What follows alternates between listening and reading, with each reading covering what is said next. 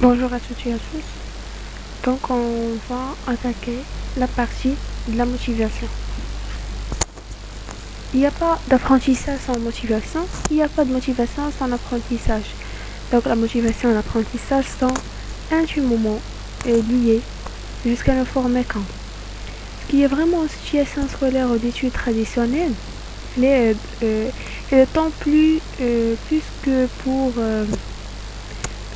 ce qui est des dispositifs d'apprentissage à distance de type e-learning.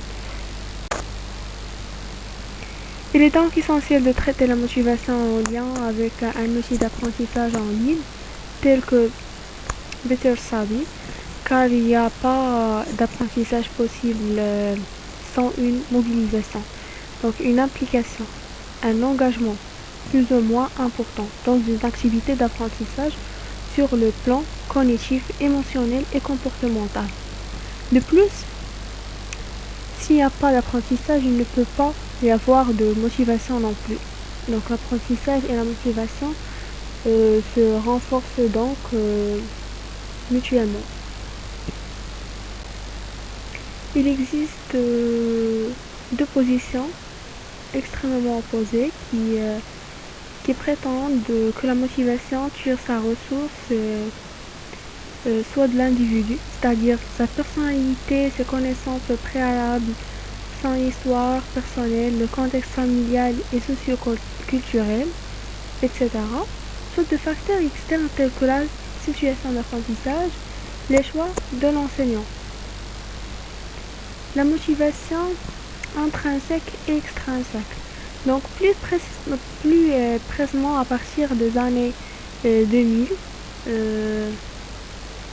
de nouvelles théories ont émergé. On pense alors que la motivation est créée seulement si l'apprenant perçoit une valeur dans la tâche dans laquelle il ou elle engage et qu'il se sent capable de réussir la dite tâche. Donc l'apprenant peut valoriser la tâche pour son intérêt intrinsèque ou extrinsèque.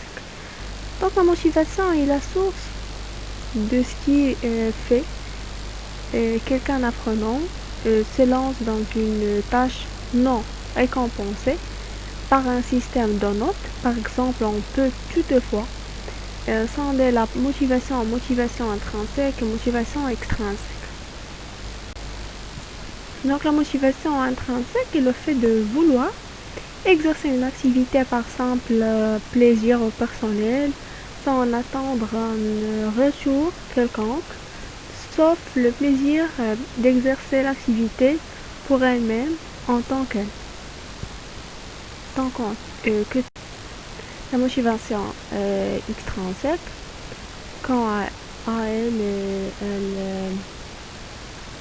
est présente lorsqu'un sujet exerce une activité en vue d'obtenir quelque chose en échange, donc comme une note ou une autre forme de récompense, argent, félicitations d'une autorité parentale, familiale ou scolaire.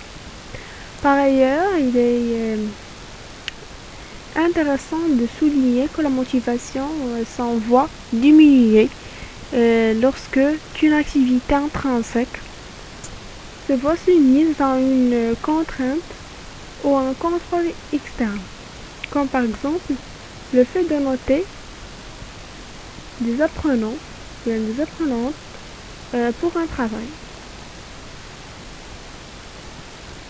Et voilà, merci pour votre attention. Si vous avez des questions, vous pouvez les poser dans le forum.